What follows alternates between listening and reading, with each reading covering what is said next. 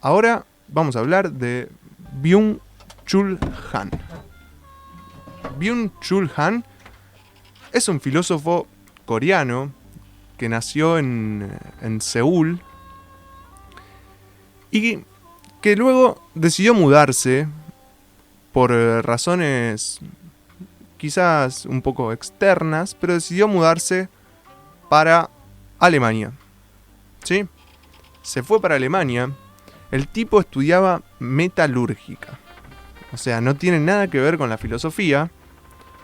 Pero a los 26 se escapó de Corea y se fue para Alemania. Me encanta el metalúrgico filósofo. Es una figura potentísima. Sí. Bueno, ahí él quería estudiar en realidad literatura alemana, pero fue para Alemania sin saber nada. Entonces, decidió al final estudiar filosofía por la siguiente razón. Declaró en una entrevista en coreano, lo cual nosotros en este programa no vamos a leer coreano porque somos ignorantes en la materia, Sí. pero sí lo vamos a leer traducido. A ver. Y dice que al final de sus estudios en metalurgia se sentía como un idiota. Yo quería ir a Alemania, dijo, a estudiar literatura, me encantaba. Yo soy romántico, dijo. Una declaración fuerte. Polémica. Está para poner una imagen en Facebook. Soy romántico y la cara del coreano. ¿Y su filosofía es romántica? No, para nada. Porque él dice que era romántico, pretendía estudiar literatura, pero el problema es que como no sabía alemán, leía muy despacito. Ajá. Y como leía muy despacito, dijo, no, yo mejor me voy a estudiar otra cosa, me voy a estudiar filosofía. ¿Sabes por cuál razón? Decime que no aguanto más. Porque decía que para leer a Hegel basta leer una página por día. Entonces la literatura leía muy lento, no podía, pero con filosofía él decía que leyendo una página por día está perfecto. Porque estaba en alemán.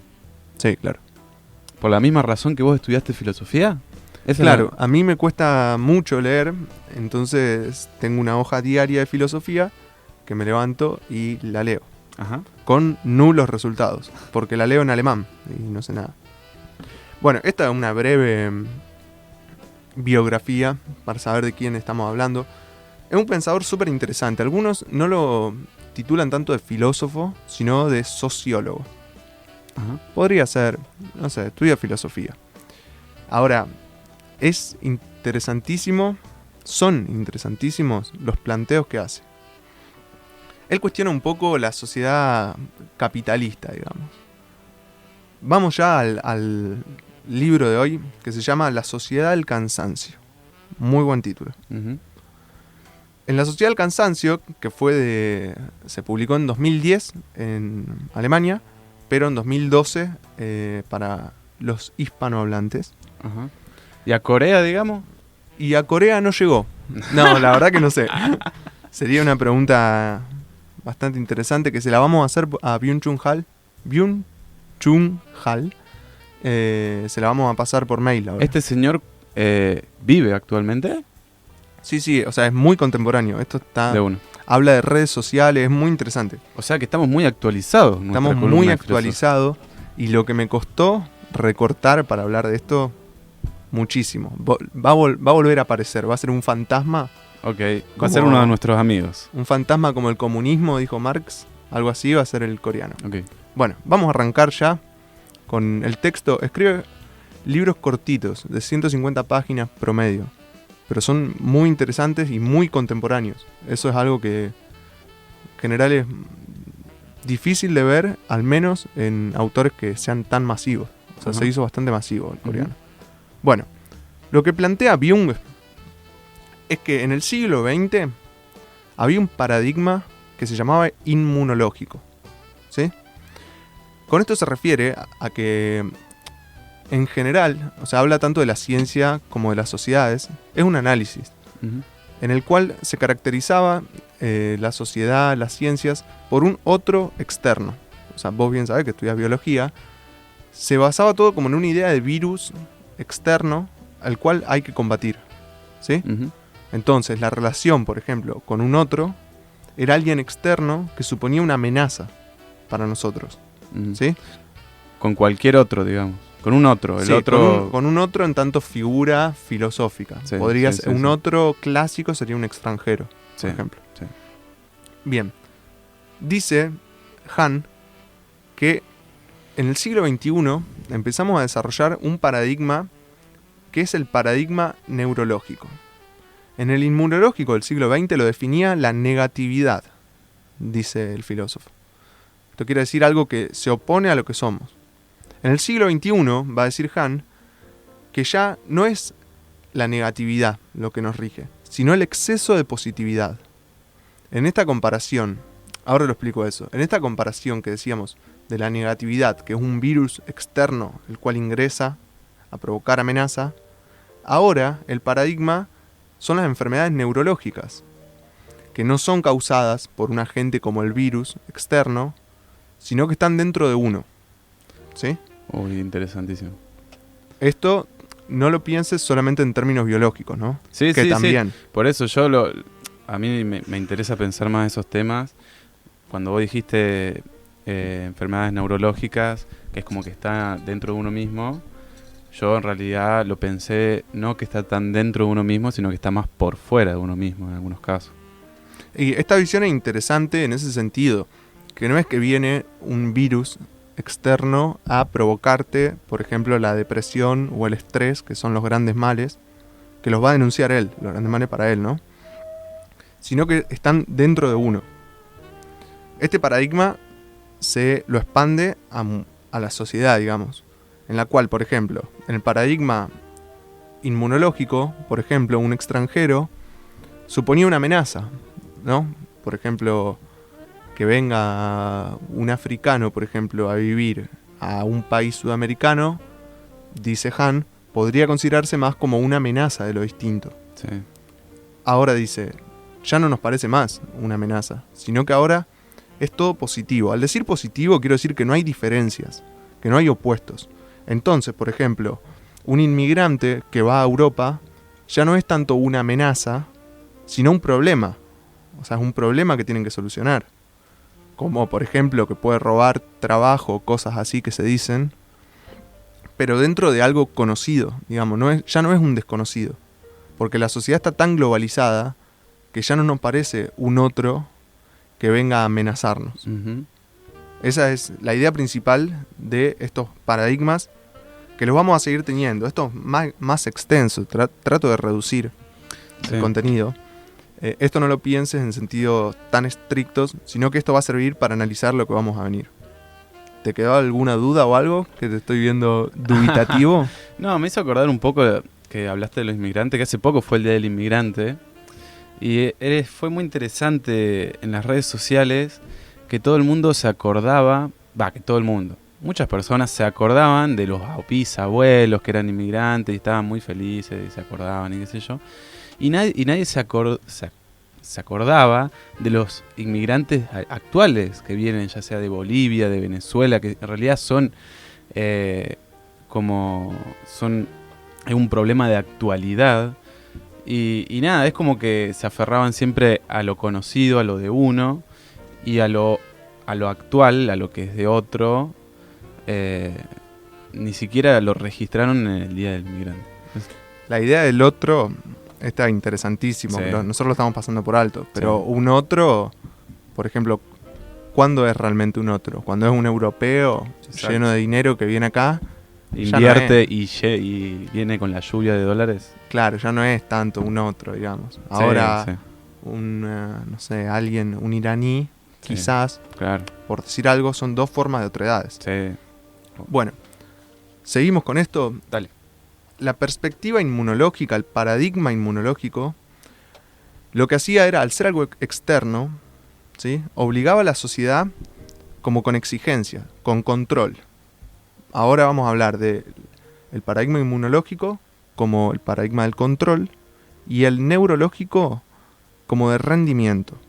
Esto quiere decir, con algo externo lo controlás, ¿sí? Ujú. Desde afuera imponen algo. Ujú. Y ahora, el positivo no necesita que alguien te obligue. Parece confuso, pero no lo es. Por ejemplo, en el esquema marxista clásico, tenemos una dialéctica que sería una relación entre dos partes, por decirlo así rápido, Ujú. en la cual, por ejemplo, el obrero es explotado directamente Ujú. por el burgués, ¿sí? O sea, no quiere trabajar, digamos, pero tiene que hacerlo porque necesita sobrevivir, y el burgués, el dueño de las empresas, se aprovecha de eso y lo obliga. Sí. Ahora, este es el giro interesantísimo que justifica lo que venimos diciendo. Han dice que ahora no necesitamos algo externo que nos venga a oprimir, sino que esto viene de nuestra propia positividad, quiere decir, de nosotros mismos. Entonces, el modelo ahora ya no es el de afuera que te explota, sino que el modelo es que nosotros mismos somos nuestros propios amos y esclavos, va a decir en un momento. Sí, la verdad que sí, es una idea interesantísima y sería como interesante abordar el mecanismo por el cual esto sucede. ¿Cómo mierda nos hacen pensar esto, no? Y nos hacen explotarnos nosotros mismos. Ya no hay ni siquiera alguien que tenga que explotarnos. Nosotros mismos nos explotamos. Y te digo unas pistas, porque Han contesta muchísimas cosas que son muy interesantes. Esta idea que estábamos diciendo, que sería el cómo, él plantea una idea. Por ejemplo, ahora ya no nos importan tanto los mandatos y las leyes. Viste que era muy común, por ejemplo, mi hijo el doctor, Sí. ¿sí? Y se seguía una carrera, por ejemplo, por un mandato social o familiar. Él no está diciendo que esas cosas no ocurran, sino que no marcan el signo de esta era, ¿no? Eso sigue pasando, siguen habiendo cosas. Sí. En la parte que te decía inmunológica también siguen habiendo virus, no es que se exterminan. Claro. Sí, obvio. Y ahora no es tanto eso, sino que el problema son las motivaciones personales, los sueños y los deseos. Suena raro, pero la motivación, digamos, nuestro autoexplotamiento, De verdad. no viene solo, viene con una globalización en la cual, por ejemplo, abrís el celular en una aplicación en Instagram y ves, por ejemplo, a una persona que vos admirás. Por ejemplo, a un futbolista, y vos querés tener lo que él tiene. Querés tener la plata que él tiene o la fama, o no sé, una mujer ve, por ejemplo, a una líder de una empresa que viaja por todo el mundo y quiere parecerse a ella. Entonces ahora, ¿de dónde se saca la gasolina para autoexplotarse? Y bueno, va a decir Han, de las redes, de la cultura de los emprendedores. Ujú. Vos sabés que yo siempre tenía como una especie de rechazo a toda esta idea de los emprendedores. Me parece bien, pero el exceso de información, el famoso Nike, por ejemplo, Just Do It, Sí. o If you can dream it, you can do it. Si podés soñarlo, podés hacerlo. Ujú. Bueno, Han va a decir algo interesantísimo de esto. Va a decir que la autoayuda y la motivación es la Biblia de los emprendedores. Entonces, ahora ya no trabajamos tanto por la comida, digamos, y como una obligación, sino que nuestra explotación viene de querer cumplir, de querer cumplir todos esos sueños. Sí, es verdad. Entonces, y cuando vos estás un poco débil, digamos, cansado, la sociedad del cansancio se llama el libro, tenés a tu alcance la Biblia. Biblia. Tenés a tu alcance la Biblia. Leete un libro de autoayuda, así te motivás y no salís a la calle a protestar. ¿Y qué te van a decir ahí? Si puedo, si se puede, hay que meterle garra. Otra idea, si no sos feliz es porque no querés, por ejemplo, una idea de meritocracia que acompaña. Y esa es la gasolina, digamos. Todo esto está muy bien pensado porque Sí. basta entrar en cualquier lado para ver, por ejemplo, si podés soñarlo, podés hacerlo. Sí, viste que está muy de moda estos emprendedores de actualidad que son, bueno, los que quieren venderte todo esto del Rappi, de que sos tu propio emprendedor, porque sos tu propio dueño, tu propio patrón. Ese tema de sí que lo sacaste, Sí, porque es Han, digamos. Eso De es una, Han. O de sea, una. vos sos... sí, Él- para que llegue a este nivel, o sea, de que una persona, digamos, haga ese laburo por 2 mangos y bueno, y sea su propio patrón, o sea, se está explotando a sí mismo por 2 mangos, es bastante impactante. Esa es la muestra más contundente, digamos, porque Han no sé si estaba pensando en eso, porque estamos hablando de 2010 esto, sino de que uno mismo se explota aún trabajando en dependencia. Pero ahora tenemos las cadenas, estas que te dicen sé tu propio jefe, son sus eslogan, digamos, como que vos te manejás. Y ahora, por ejemplo, te falta gasolina para explotarte y tenés toda esa idea que la misma empresa te da, que sos tu propio jefe, y tenés las motivaciones de la globalización que te dicen tenés que viajar, tenés que comprarte esto, cosa que antes no existía tanto. Claro. O esto va a plantear Han. Antes, por ejemplo, si no te podías comprar quizás el último celular, no era tan tecnológico como ahora, pero si no podías, bueno, no hay problema. En cambio ahora, por ahí tenés que trabajar 4 horas más, sobre todo en estos trabajos que vos nombrás, los cuales sos tu propio jefe en el sentido de que vos elegís la hora que trabajás. O sea, es como que funciona muy perfecto. Han dice que pasamos de la disciplina a la autodisciplina. La sociedad antes que decíamos, podría decirse que era la sociedad del no, la sociedad inmunológica externa. Y esto generaba, según Han, locos y delincuentes. Ahora, esta sociedad del rendimiento en la que nos encontramos ahora es la sociedad del sí. Como sí se puede, es famoso el sí se puede, sí. hasta en la política. Sí. La cultura del sí genera depresivos y fracasados. A mí me mató la clasificación y la analogía entre locos y delincuentes y depresivos y fracasados. Sí, y depresivos y fracasados, yo no... O sea, no es 2 términos que se excluyen. Muchas veces por el fracaso uno se deprime. Y creo que generalmente hay... en esta sociedad crea más fracasados, obviamente, porque los que ganan siempre son menos que los que fracasan, y eso, bueno, puede llevar después a todo lo demás, que son la depresión, el estrés. Y es muy fuerte esto, porque por ejemplo, hay una línea en la cual no todo el mundo puede ser rico, obviamente, físicamente imposible, por ejemplo. Y vos no llegás, y lo que tenés a tu alcance es si se puede, si podés soñarlo, podés hacerlo. Entonces vos te sentís culpable, digamos. O sea, esto es lo que postula Han. Pero claro, y si todos creerían que sí se puede, si no se puede, todos no podemos ser ricos, todos no podemos, ¿entendés? Entonces, el sí se puede en realidad es como una falacia un poco, ¿no? Y sí, esto es lo que denuncia muy fuertemente. Y vos, o sea, es muy lindo encontrar en palabras o en pensamientos algunas ideas que se te vienen, digamos. Por ejemplo, yo tengo esa idea así, pero no podía darle un rumbo. Y es una iluminación. Sí. Bueno, Han nos va a decir que ahora tenemos una libertad paradójica, en la cual, por ejemplo, hacemos y pensamos que podemos hacer todo, pero a la vez ese hacer es nuestra cárcel. Vivimos haciendo. Bueno, esta positividad genera como un exceso de estímulos, y aquí va a tratar también el multitasking o multitarea, que es algo muy frecuente, sobre todo ahora con los celulares, que estamos como constantemente en 2 lados. Pasa mucho en charlas en las cuales, por ejemplo, vos estás con alguien y está mirando el celular y hablando. Sí. Por ejemplo. Hacer muchas cosas a la vez. Bueno, Han va a decir que el multitarea es retroceder hacia lo animal. ¿Viste que parece algo muy moderno, como el hacer todo a la vez? Claro.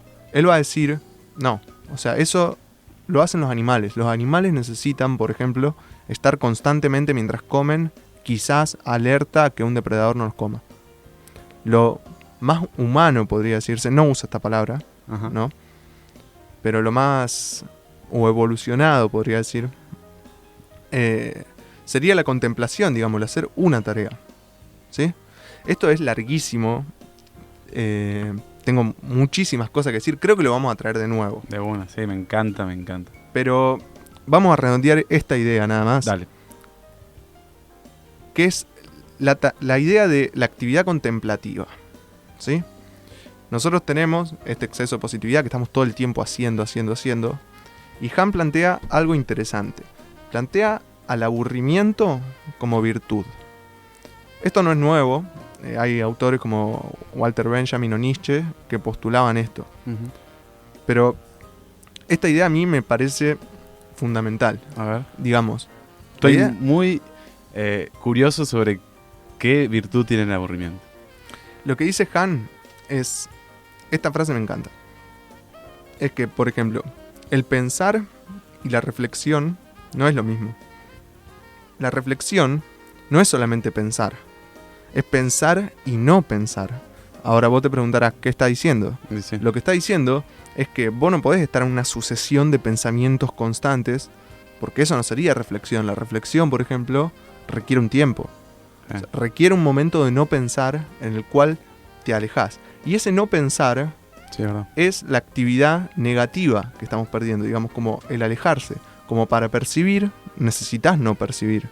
Por ejemplo, Sí. una constante percepción, como Funes el Memorioso, que recordaba todo, era insostenible.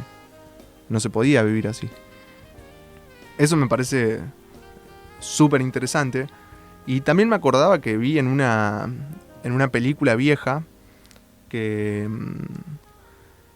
le preguntaban a una mujer, es muy cortito pero me encantó, le preguntaban ¿qué haces? Y la mujer contestaba ¿por qué hay que hacer algo? Me encantó, me pareció súper ilustrativo. Y bueno, Han nos propone eso, hay más cosas, hay muchas cosas, pero lo vamos a dejar para la próxima, Dale. ¿sí? Una última cosa nomás, es que él propone que, por ejemplo, demos lugar a la rabia, como una emoción que propende a esa negatividad que nos hace pensar. Lo que nosotros tenemos solamente ahora son algunos enojos efímeros, pero faltan emociones fuertes que nos generen esa negatividad. Con esa idea quería terminar, no sé qué te pareció, ¿te gustó? Genial, genial. Nada, me encanta porque me interesa mucho el término meritocracia y todo lo que conlleva la meritocracia. Y este pensador como que lo aborda indirectamente un poco, como explica un poco los motivos un poco para creer en la para no creer en la meritocracia. Y sí, Sí, que la meritocracia te diría que merece un programa, una sí, sección aparte. la meritocracia sin dudas merece un programa. Nada, ninguno de los dos creemos en la meritocracia. Pero es interesante pensarla. Sí, es interesante pensarla. Además, siempre está bueno pensarla porque parece, para mí es medio obvio, pero cotidianamente no lo practicamos muchas veces, creo, al pensamiento que conlleva pensar la meritocracia en el sentido de que no todos nacemos con la misma oportunidad, y si no todos nacemos con las mismas oportunidades, no todos podemos llegar al mismo puerto. Y de esto también Han tiene mucho que decir. De bueno. Así que lo dejamos a Han para la próxima. Espero que le haya gustado. Esperamos respuestas, Sí. sugerencias sobre temas, si les ha gustado.